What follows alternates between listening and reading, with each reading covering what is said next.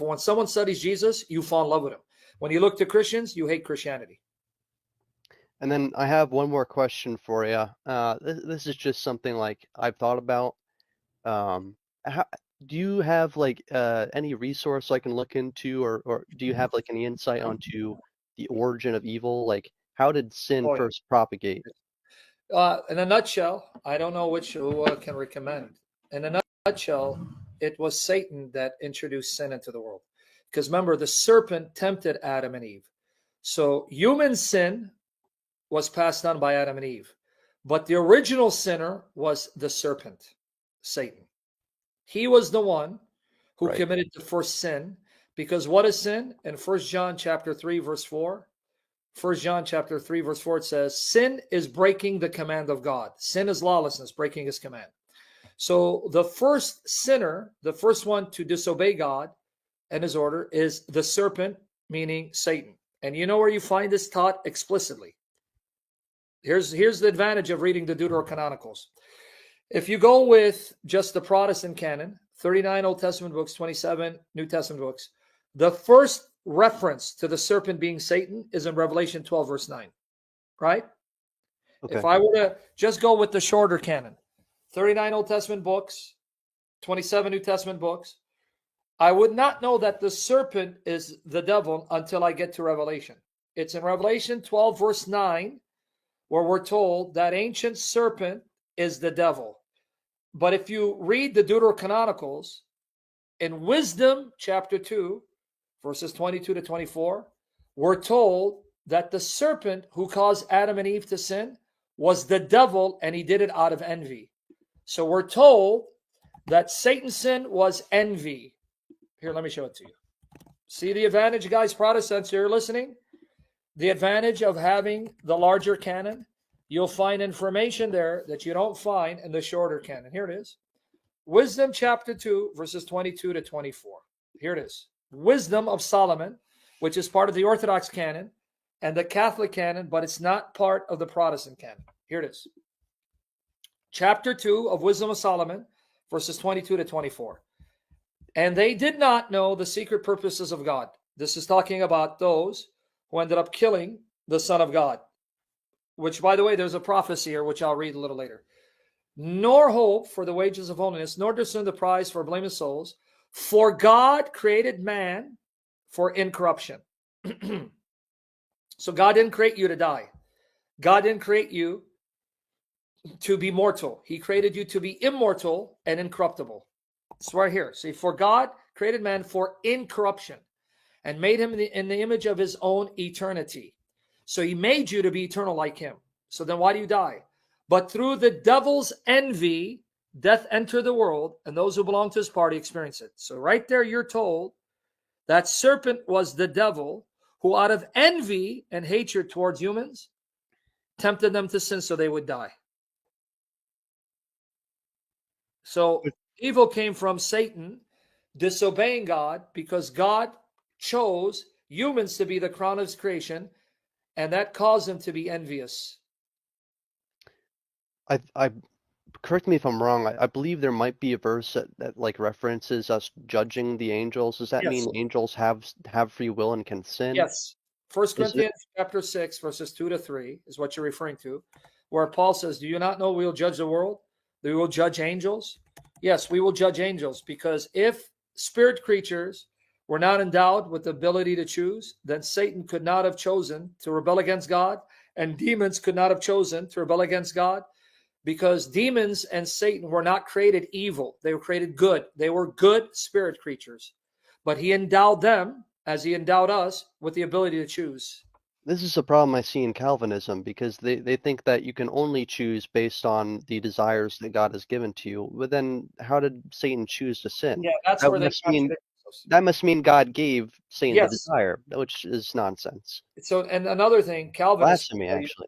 yeah, it is. But Calvinists will tell you, well, Adam and Eve were initially created in such a way that they could choose to obey God or disobey God.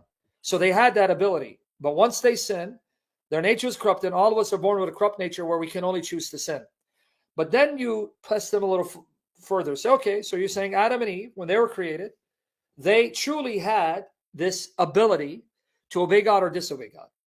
Because the argument of Calvinism is that once Adam and Eve sinned, they corrupted their nature, and now they pass on a corrupt human nature to their descendants, so that you and I, because now we have a corrupt nature, we cannot help but sin, and we cannot choose the things pleasing to God. But that wasn't true of Adam and Eve. But then you press them on it, say, hold on. Even though Adam and Eve had this ability to choose God or disobey God, because their nature had not been corrupted, could they have chosen not to sin against God? No, because everything is causally determined. So God had already causally determined that Adam and Eve would disobey God, that the serpent would disobey God. But if you ask them, so did God make them sin? No. They freely sinned. But could they have chosen not to sin? No, because God had determined it. Double speak. Yeah, you took the words out of my mouth. Took the words out of my mouth. So excellent observation. But I don't know, in your situation, brother, I don't know. I don't want to rush you to become Orthodox or Catholic. But at the same time, you are depriving yourself of the sacraments. So you gotta I want to, I don't want to rush either, but at the same time, I think I shouldn't be out of a church. So go to one of the churches or both and tell them your predicament. If there's an Orthodox church, tell them, look, I'm on a journey, and I know it's the Orthodox or the Catholic Church. I know it's one or the other. I haven't decided because I want to make sure I'm making the right choice, but I'm deprived of the sacraments. What would you advise me to do? Go there. Go to a local bishop and ask. I don't know. Really, I don't know what to tell you. I know your situation is not ideal. I don't know what else I can tell you, brother. Okay. Another question. Is there like in the Bible, this is something I'm curious about, like the angels being able to sin. What's there to like be where do they get their forgiveness from? Do they also get that from Christ? Oh, yes. You ask an excellent question. The Bible, as far as Satan and demons are concerned, there's no forgiveness for them. They're assigned to destruction. Yeah.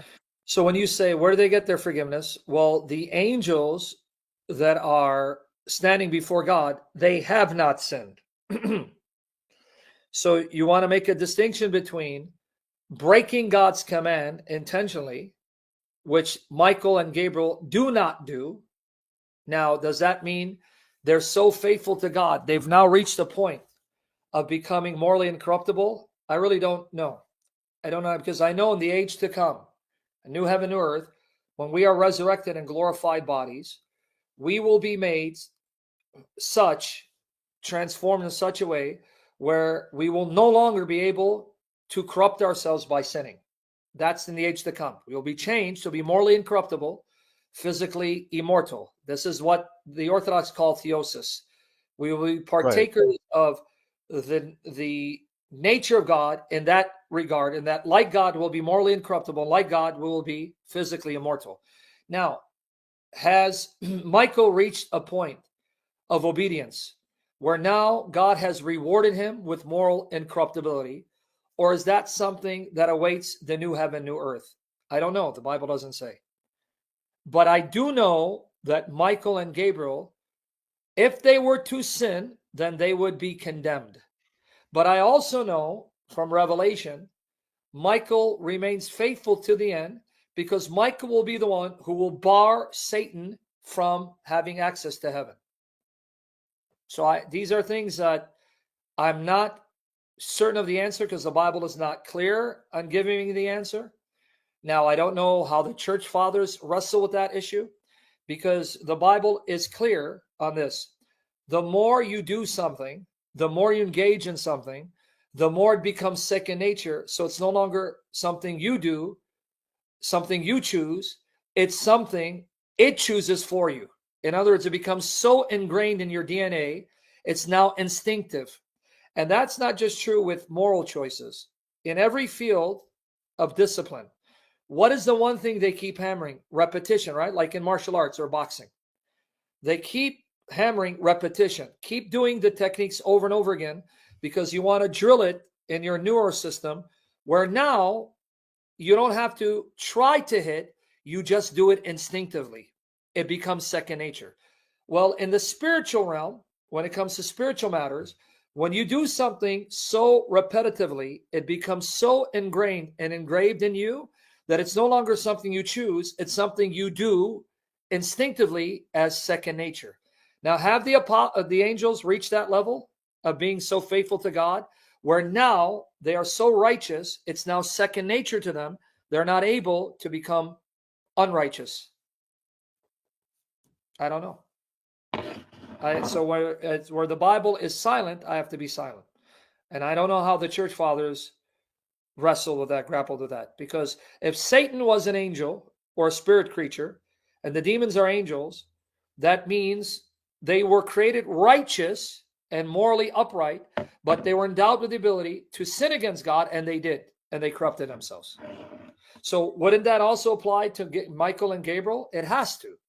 So does that mean Michael has a potentiality of sinning? Well, if they are endowed with the ability to choose to obey or disobey God, then the answer theoretically is yes. Or have they reached a level of obedience and righteousness? It's now second nature, so they are no longer able to choose to disobey. Perhaps. I don't know. I see it as being like you're saying, or something along the lines of being filled with grace, like Mary was, right? Yes, So, exactly. See, Mary's nature was such, God worked on her nature in such a way where she made free choices, but the free choices she made were always righteous because her disposition, her inclination was purified. Right? When people say, okay, was Mary forced to say yes to God? No. She freely said yes to God because her nature was such that her choices, her proclivities, her desires would always be right in accord with God's will. So, in other words, God did for Mary in advance, because she would be the God bearer, what God will do for the rest of us in the age to come. okay. Thank you, brother. Excellent questions, brother. You asked excellent questions. I'm proud of you because you're thinking deeply. But go to one of these churches, say, "This is my dilemma. What do I do?" See what they'll tell you. Yeah. Thank you. God bless. Yes, brother.